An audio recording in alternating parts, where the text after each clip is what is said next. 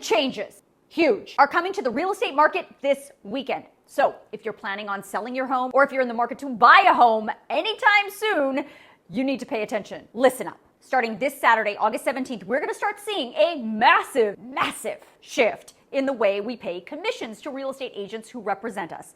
This change is going to give buyers and sellers a lot more choices than they've had in decades. And there's an upside to that, and there's a downside to that for both buyers and sellers. And before I tell you all about those choices, I want to thank my subscribers for voting for this story as the bonus this week. If you want to vote too, make sure you subscribe to my page during my next live event, or you can follow these steps and you can subscribe right now. Okay, back to those choices. I mentioned an upside and a downside. So on the upside, some say this may drive down the overall cost of buying a home. But on the downside, others say it'll just shift the cost burden from sellers to buyers.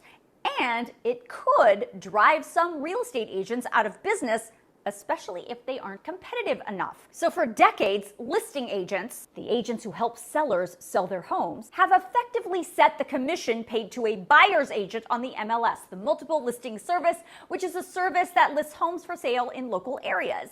And when the commission is listed on the MLS, the buyers and the seller's agents both know upfront what they're going to get paid on any given house, and they usually agree to split that commission. Commissions in the United States typically range between 5 to 6% of the sale price, and that full commission tab is generally picked up by the seller to the tune of about $100 billion every year nationwide. Well, the National Association of Realtors has always maintained that commissions are fully negotiable.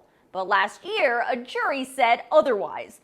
They said the NAR, through that MLS structure, was artificially keeping agent commissions high and driving up the housing costs. And back in March, NAR settled. That settlement included not only a $418 million fine, but also included these changes to the way real estate agent commissions are structured. So first, let's talk about what this settlement means for sellers. If you're a seller, you will still have to sign a contract with your agent, and you will still be paying for your own agent. But you won't automatically be picking up the full tab for 5 or 6% commission anymore.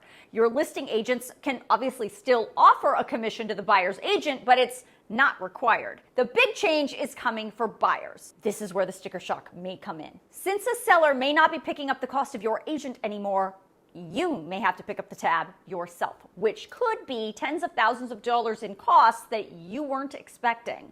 The new rules also require agents to enter into a written agreement with buyers over what commission that buyer will pay the agent from the beginning. So in the past, buyers, especially first-time home buyers, would just be able to call up an agent in their local area and ask them to show them some homes. And that happened because the agent always knew from the home seller how much commission they would receive if you purchased that home. But now, before the agent opens a single door for you, you will likely be presented with a representation agreement from that agent about how much you're going to pay them. Now, it may be a flat fee, it may be a commission based on the purchase price of the home, or it could be some other fee structure. And if the seller of the home you want does not jump in to help pay that fee or commission, then you're going to be on the hook for that amount. This new structure applies to the 1.5 million members of the National Association of Realtors.